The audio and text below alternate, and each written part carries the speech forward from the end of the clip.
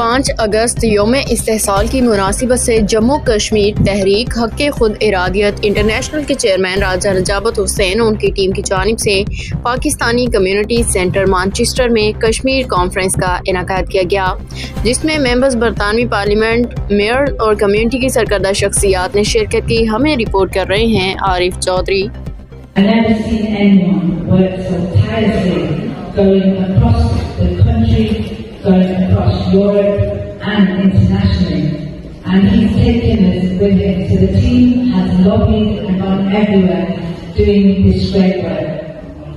I'd also like to thank the director.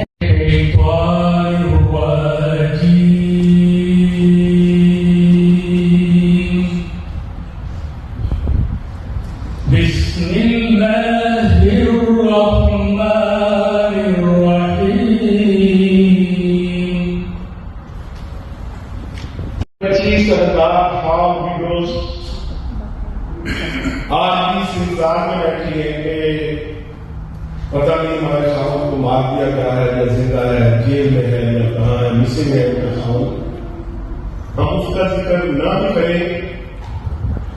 تو 5 جولائی کے بعد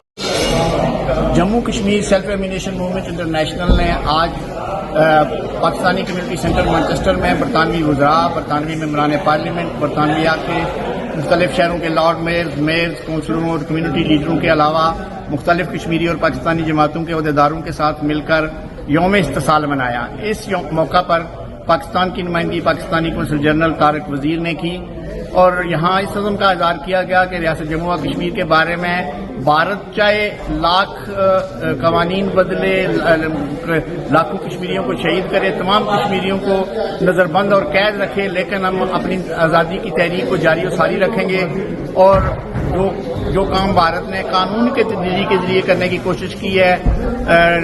مقبوضہ کشمیر کی ڈیموگرافی چینج کرنے کی کوشش کی ہے، ہم اس کی پرزور مذمت کرتے ہیں۔ اور اس موقع پر وزراء نے، ممبران پارلیمنٹ نے اور کونسلوں نے برطانوی حکومت سے مطالبہ کیا ہے کہ وہ مسئلہ کشمیر کو حل کروانے میں اپنا کردار ادا کرے۔ یہاں کی جو نئی حکومت آئی ہے اس کے وزراء اور ممبران نے ہمارے ساتھ وعدہ کیا ہے کہ لیبر پارٹی کشمیر کے حوالے سے ایک خصوصی پالیسی تشکیل دے گی جس میں کشمیریوں کے حق خود ارادیت کو تسلیم کیا گیا ہے، حق متحدہ کو کی قراردادوں کو تسلیم کیا گیا ہے اور مقبوضہ کشمیر میں ہونے والی انسانی حقوق کی خلاف ورزیاں بند کروانے کا بھی وعدہ کیا گیا ہے۔